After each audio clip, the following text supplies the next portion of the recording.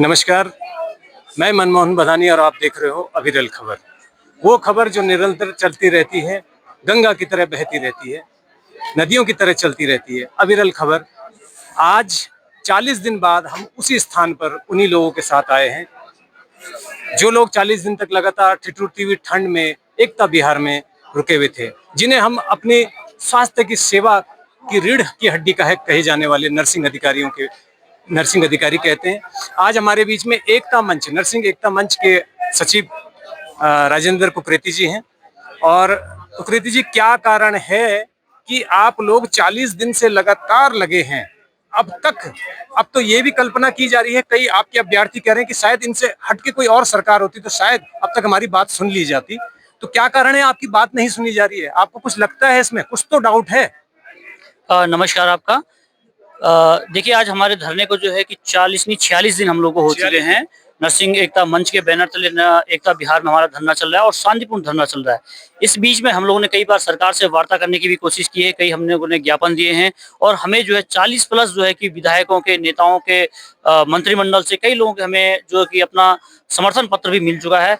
लेकिन इसके बावजूद भी इतने कड़ाके की ठंड में न वहाँ पे पानी की व्यवस्था है, न वहाँ पे अलावे की व्यवस्था है, न वहाँ पे शौचालय की व्यवस्था है और शासन प्रशासन की तरफ से एक भी व्यक्ति वहाँ पे हमारी सुध-बुध लेने नहीं आया है।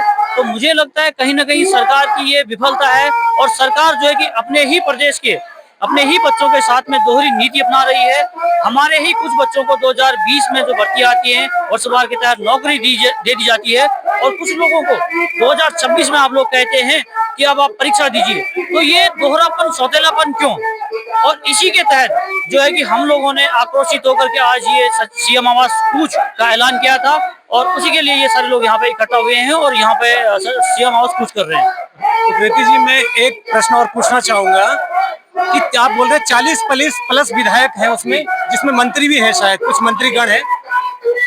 कुछ 40 प्लस विधायक और मंत्रीगणों ने अपनी स्वीकृति इनके पक्ष में दी है कि वाकई इनके साथ न्याय होना चाहिए, न्यायोचित होना चाहिए, कोई भी कार्य हो जो इनकी सेवा से संबंधित है।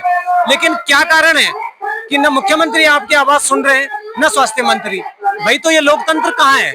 आप लोकतंत्र मान रहे हैं इस वक्त इसको?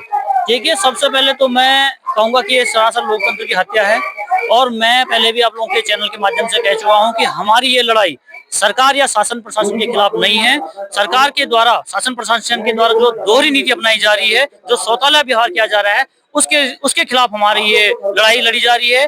और मुझे लगता है कि सरकार के ऊपर किसी न किसी प्राइवेट संस्थानों के, या हो सकता है कि कोई कोचिंग इंस्टीट्यूट चलाने वाले हों या कोई हाकम सिंह ऐसे बैठे हों जो कि प्रेशर डाल रहे हों कि नहीं जी, परीक्षा करवाइए और पेपर बिकवाइए, पेपर लीक करवाइए और जो है कि यहाँ से पैसा कमाइए। नहीं, देखिए, हाकम सिंह हो वो बात अलग है। यहाँ पर तो 40 प्लस जनप्रतिनिधि हैं जो आपके हक में लिखित रूप में दे चुके हैं कि इनके अधिकारों का हनन ना हो और इनको जो है न्यायोचित इनके साथ न्याय हो।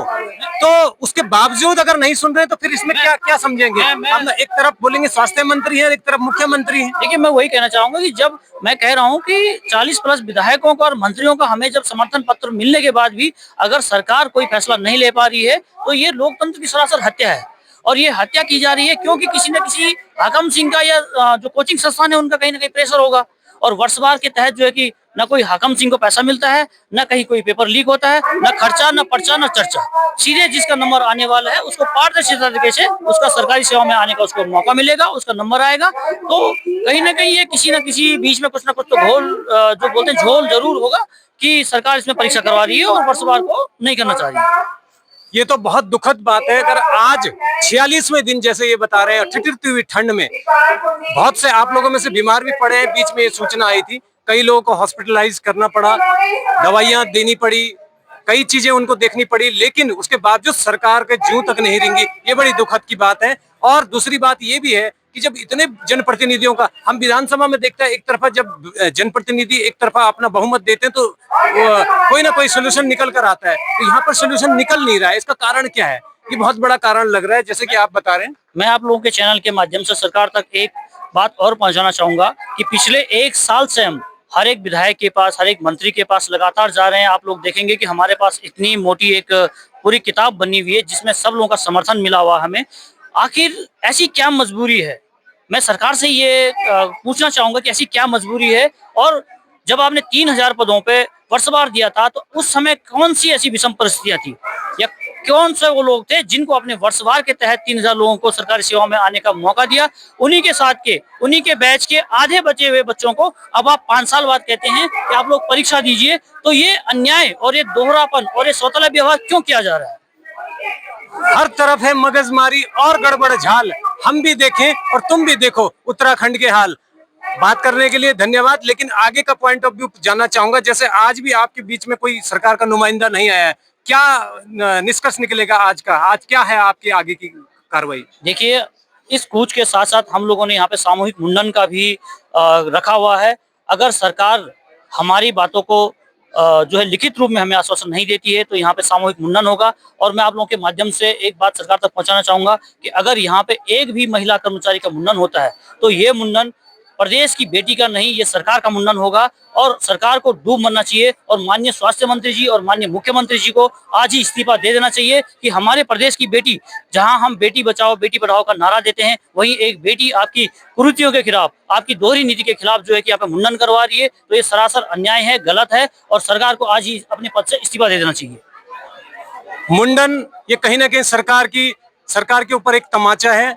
अगर मुंडन किसी भी बेटी का होता है तो फिर ये जुमला कहाँ रह गया कि बेटी बचाओ बेटी पढ़ाओ? ये जुमला ही मात्र रह गया। तो ठीक है, इसी तरह देखते रहिए अविरल खबर। आपके बीच में फिर दोबारा जरूर आएंगे। धन्यवाद।